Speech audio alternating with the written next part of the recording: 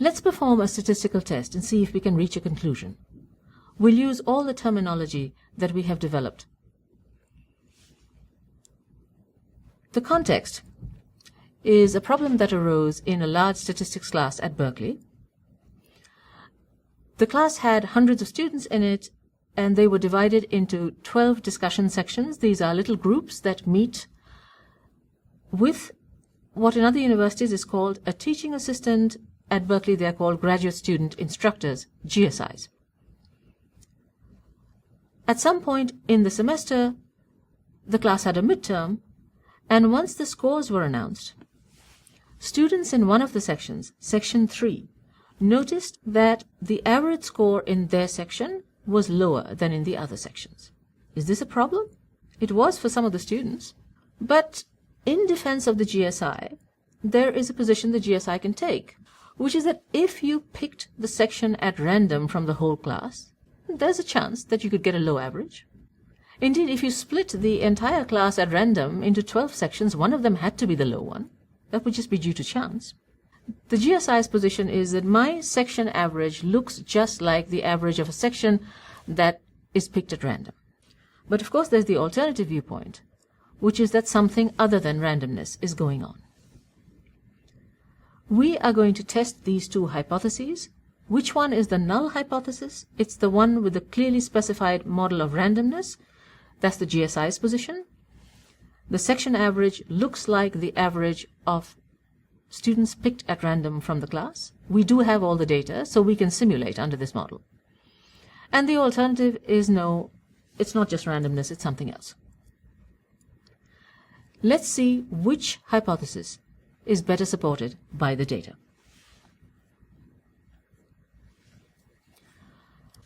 The scores for all the students are in a table which we have called scores. There were 359 students in the class. There is one row for each student.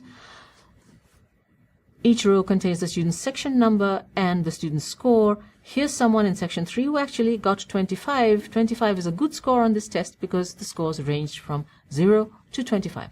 They got the highest possible score. Clearly others must not have done so well. Let's take a look at section 3. We'll first figure out how many students there were in that section. So we can do this by grouping by section.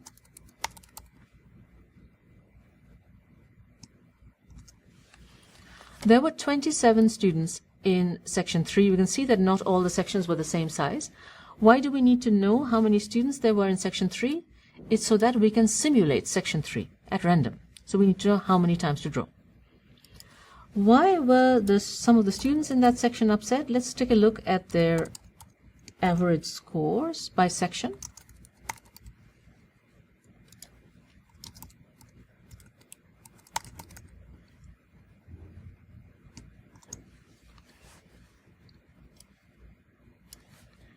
Let's look at all 12 of them just to make sure we're not missing anything. There you have the average score of all 12 sections, and section 3 is indeed the lowest. So students looking at that average raised questions. The GSI says that's like the average of 27 random draws from the class. Let's state those as the hypotheses. The null hypothesis is that the section 3 average is like the average of 27 random scores from the class, and the alternative is simply that it's too low. Something other than randomness is going on. What statistic shall we use? In this situation, the statistic is fairly straightforward. The entire discussion is about the section average. Low section averages favor the alternative. Our statistic will just be the section average. And you can see the observed value of the statistic right here, what the actual section 3 average was. So we'll call it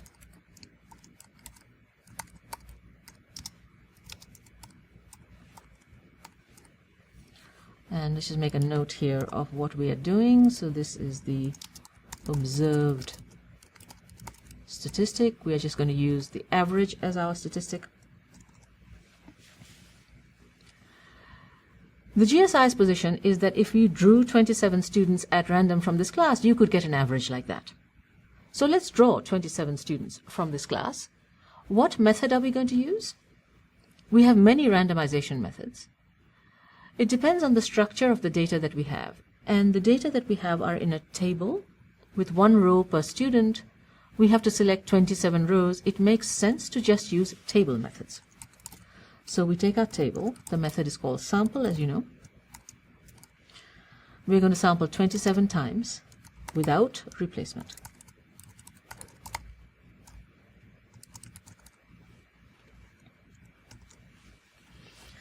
If we do that, we get 27 randomly selected scores. And we're interested in their average.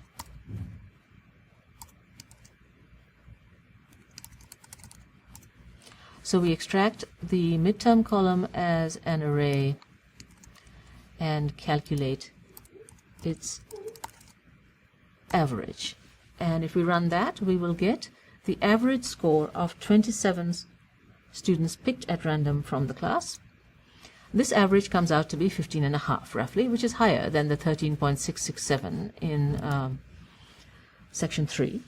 Of course, we can run this again and we'll get a different answer, 16.22. 15.7 and so on. As usual, because the sampling is at random, every sample gives us a different average, and we'd like to see how variable these averages are. In particular, how does 13.6667 fit in with that variability? We'll do, as usual, a simulation of these sample averages under the GSI's hypothesis of randomness. So we'll collect the averages in a collection array, which I'll start off as empty and call averages. We always do 10,000 repetitions. Why don't we just do 50,000 and see what happens?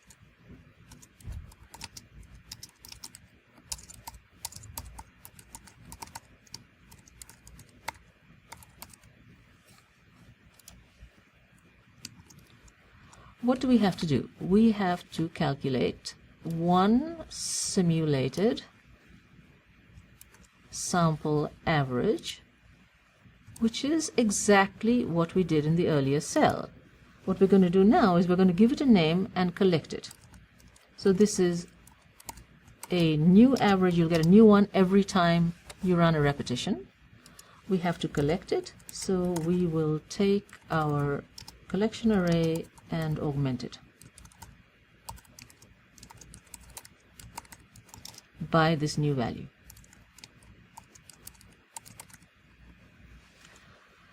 Let's run this. It takes a while. Why? Because we're running 50,000 repetitions of sampling 27 times from 359 rows of a table and calculating the average, and so it takes a little bit of time, but it's done. We certainly don't want to be looking at 50,000 random sample averages. So let's visualize.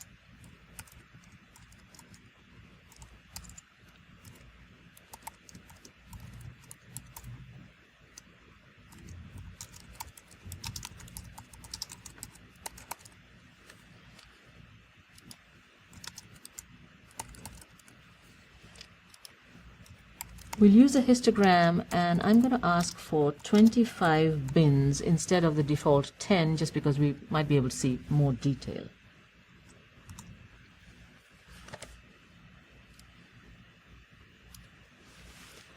And there are all 50,000 sample averages nicely collected in a histogram.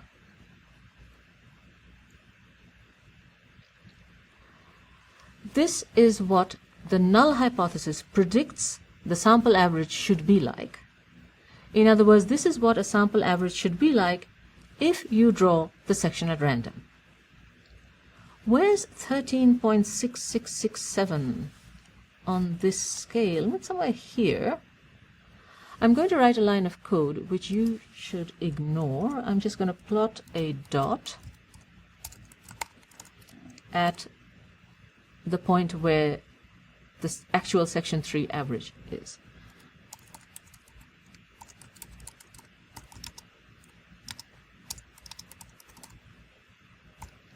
I'll make it red and make it big enough to be visible.